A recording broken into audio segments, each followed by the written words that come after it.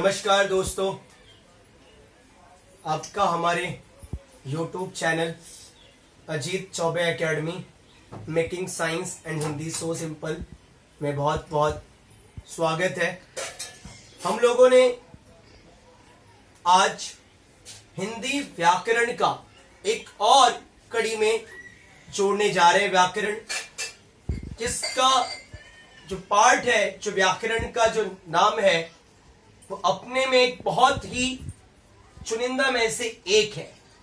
तो जो हमारे चैनल पर नए आए हैं उनका बहुत बहुत धन्यवाद, और जो पहले से जुड़े हुए हैं उनका सादर अभिवादन करता हूं।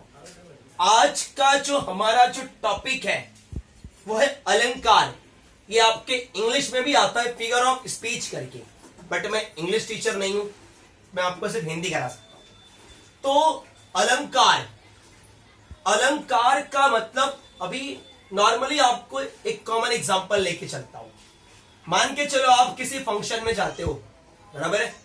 आप फंक्शन में जाते हो, मस्त एकदम टाई वाई सूट वूट पहन के जाते हो, क्रीम पाउडर लगा के, तो आप अपने आप को सजाते हो, अपना आप श्रृंगार करते हो।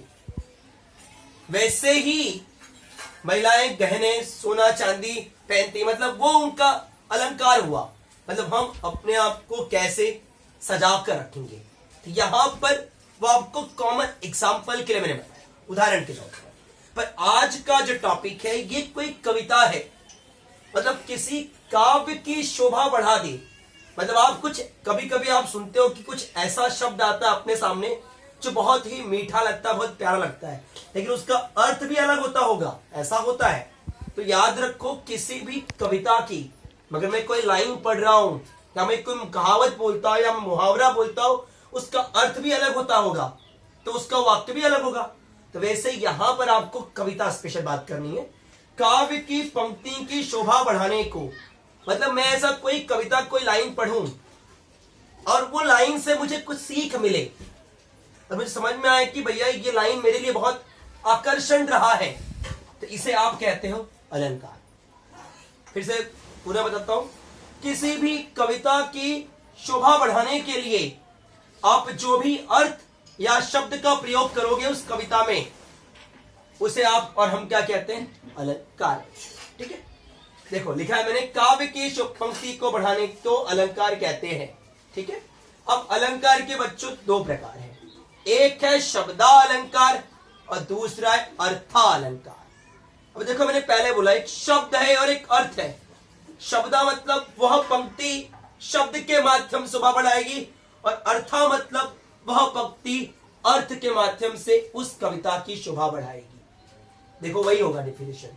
यह काव्य की शोभा शब्द से दर्शाता है, मतलब उसके बाद कुछ ऐसा शब्द आएगा जो कविता में चार चांद लगा देगा। ठीक है, और यह काव्य की शोभा अर्थ से बढ़ाएगा, मतलब कुछ ऐसे अर्थ आएंगे जो आपको सुनकर अंदर से मन पूरा हास्य प्रफुल्लित हो उठेगा, उमंग रोमांच से आप कहेंगे कि वाह, क्या लेखक ने क्या शब्द में जान डाल दिया है। तो ऐसे प्रकार से अलंकार, अगर कोई लेखक जब कोई कविता लिखता है तो उसे दिमाग में आता है कि मैं ऐसे शब्दों का प्रयोग करूं, ऐसे अर्थ का प्रयोग करूं, जो मेरा पाठक है, जो इस कविता को पढ़ रहा है, उसे यह बात समझ में आ जानी चाहिए कि मैं क्या भाव को प्रकट करने चाह रहा हूं। ठीक है, तो बच्चों शब्द अलंकार के तीन प्रकार हैं। मुख्यतः तो पांच है, बट आपको तीन पढ़ना है, अनुप्रास, यमक और श्लेष। शब्द अलंकार के तीन प्रकार है। कौन कौन से? अनुप्रास, यमक और श्लेष। और अर्थ अलंकार के भी तीन प्रकार है आपको, उपमा, रूपक और उत्प्रेक्षा। उपमा, रूपक और उत्प्रेक्षा। ठीक है, अभी देखो शब्द अलंकार है। शब्द अलंकार का मतलब जिस कविता में शब्द के माध्यम से उसकी शोभा बढ़ाएंगे। तो पहला है अनुप्रास। अनुप्रास का मतलब कि जिस रचना में वर्ण या वर्ण समूह बार बार आए, मतलब या तो वो वर्ण या वो लेटर या उस लेटर का पूरा फॉर्मेट बार बार मतलब रिपीट हो, उसे हम और आप क्या कहते हैं? अनुप्रास अलंकार। क्या कहते हैं? मतलब जिस रचना या जिस पंक्ति में वह वर्ण या वर्ण समूह बार बार आए, उसे आप क्या कह सकते हो? अनुप्रास अलंकार। एग्जाम्पल ले लिया उदाहरण, विमल वाणी वीणा, देखो व बार बार आया था। या देखो तरनी तनुजा तट तमाल तरुवर, देखो कितनी बार ताता आया है। इसका मतलब है बच्चों कि जिस रचना में वर्ण या वर्ण समूह बार बार आता है उसे हम और आप क्या कहते हैं, अनुप्रास अलंकार। ओके, मुझे पूरा विश्वास है आपको अनुप्रास समझा। दूसरा बच्चों यमक। यमक बहुत ही सिंपल है, एक ही शब्द का दो अर्थ निकल सकता है, दो से अधिक भी निकलेगा, या और बार आया तो उसका अर्थ क्या होगा, अलग है। सिर्फ कॉमन एग्जांपल, सजना है मुझे सजना के लिए। देखो औरतें हमेशा कहती सजना है मुझे सजना के लिए। एक सजना मतलब होता है पति और एक सजना मतलब होता है श्रृंगार। मतलब याद रखो यहां पर एक ही शब्द के दो अलग अलग अर्थ निकले हैं। बात समझ में आई? सजना है मुझे सजना के लिए। काली घटा का घमंड घटा, काली मतलब काला, घटा मतलब यहाँ बादल है, यहाँ घटा मतलब होता है कम होना, मतलब काले बादल का घमंड कम हुआ, ये इस शब्द का मतलब था। समझा? और भी एग्जाम्पल है, कनक कनकते सौ गुनी माज कथा अधिकाय, या खाए बौराए नर वा पाए बौराए। एक कनक का मतलब होता है सोना, एक कनक का मतलब धतूरा। इंसान सोना देखकर बौरा जाता है और इंसान धतूरा खाकर बौरा जाता है। सोना पाकर बौराएगा और सोना धतूरा खाकर बौराएगा। मतलब एक ही शब्द के दो अलग अलग अर्थ भी निकल सकते हैं। और श्लेष का मतलब जिस रचना में एक ही शब्द के अनेक अर्थ निकले। और मैंने यहां लिखा चिपकना, और ये जो रहेगा शब्द के साथ चिपका हुआ रहेगा, मतलब पकड़ के रखेगा, जुड़ा हुआ रहेगा।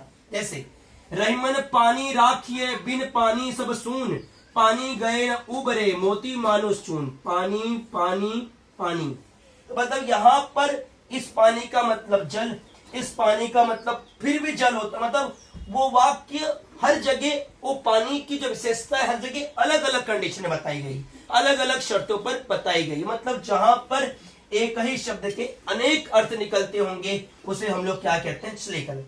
मंगन को देख पट देख बार बार, पट मतलब होता है वस्त्र और पट मतलब होता है किवाड़ और पट मतलब होता है दरवाजा। एक ही शब्द के अलग अलग अर्थ निकलेंगे तो हम लोग क्या बोलते हैं, श्लेष अलंकार। यहां तक पूरा आपको शब्द अलंकार समझा, ठीक है बच्चों। अब हम लोग आते हैं अर्थालंकार। अर्थालंकार का मतलब कि यह काव्य की शोभा अर्थ से बढ़ाएगा। यहां बताया था ना, हाँ भाई। इसका पहला प्रकार है उपमा। उपमा याद रखो, मैंने लिखा है कि दो शब्दों के बीच में योजक चिन्ह होगा, योजक चिन्ह के पीछे सा सी और से आएगा ही आएगा। देखो ध्यान से, दो शब्दों के बीच योजक चिन्ह होता है और योजक चिन्ह के पीछे बालकों, बच्चों, विद्यार्थियों सा सी से आता है। देखो चांद सा सुंदर मुख, देखो योजक चिन्ह फिर सा, नील गगन फिर सा, मतलब सा सी से आएगा ही आएगा आपको योजक चिन्ह के बाद। आपको जहां ये दिख गया आपको टिक आउट करना है, भैया ये कौन सा अलंकार है, उपमा है अलंकार, लेकिन किसका भेद है, अर्थालंकार का। ठीक है, अगला है रूपक अलंकार। रूपक का मतलब इसमें भी योजक चिन्ह होगा लेकिन उसके पीछे ये नहीं आएगा, सासी से नहीं आने वाला है। देखो चरण रूपी कमल, देखो सा आया नहीं आया, सी आया नहीं आया, से आया नहीं आया। मुनि लोचन चकोर शशि राघव, देखो स सा नहीं आया, मतलब कि योजक चिन्ह केवल आएगा रूपक अलंकार में, उसके पीछे स सा सी से कुछ भी नहीं आने वाला है। ठीक है बच्चों।